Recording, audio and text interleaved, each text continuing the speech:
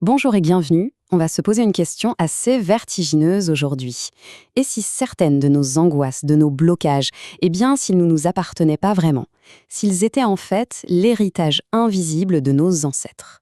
C'est exactement ce qu'on va explorer, ces histoires de famille qui, sans qu'on s'en rende compte, peuvent façonner nos vies. C'est une sensation que beaucoup de monde connaît, n'est-ce pas? Une anxiété qui sort de nulle part, des difficultés dans les relations qui se répètent, ou ce sentiment d'être bloqué sans vraiment savoir pourquoi. Et si ces émotions n'étaient pas entièrement les nôtres? Si ce n'était que l'écho d'un passé familial?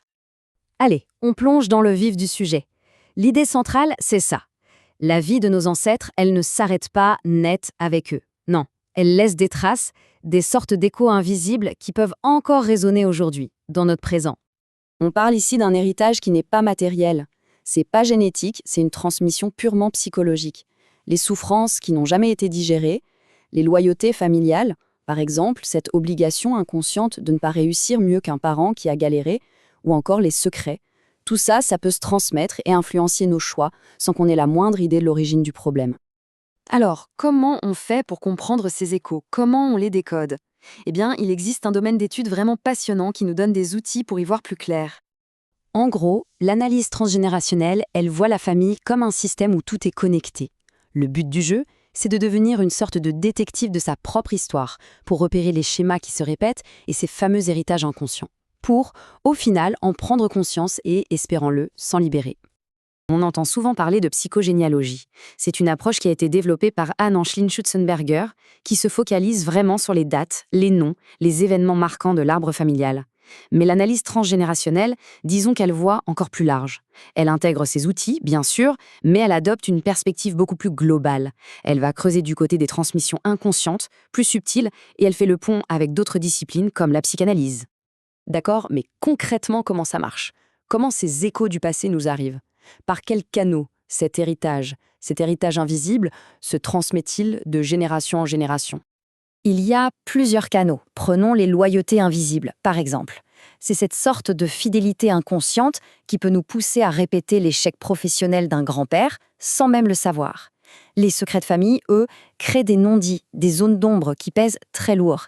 Et puis il y a les traumatismes non résolus qui peuvent ressurgir des générations plus tard sous la forme de symptômes ou d'angoisses totalement inexpliquées. Ah, et cette citation, elle est parfaite pour illustrer le pouvoir des secrets.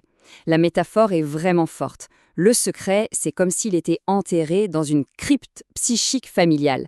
Mais son fantôme, lui, il revient hanter les générations suivantes. Et il se manifeste comment? Par des comportements, des troubles dont on ne trouve pas la cause, jusqu'au jour où le secret est enfin révélé. Tout ça peut sembler un peu abstrait, un peu complexe, mais la bonne nouvelle, c'est qu'il existe des outils très concrets pour mener cette enquête. Alors, par où commencer pour décoder sa propre histoire? L'outil numéro 1, c'est le génosociogramme. Et attention, ce n'est pas juste un arbre généalogique avec des noms et des dates. Non, c'est bien plus que ça. C'est une véritable cartographie des relations, des événements importants, des dynamiques sociales et émotionnelles de la famille.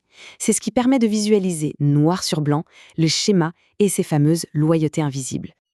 Alors, construire cette carte, ça peut paraître un peu intimidant au début, mais on commence simplement. On rassemble les infos.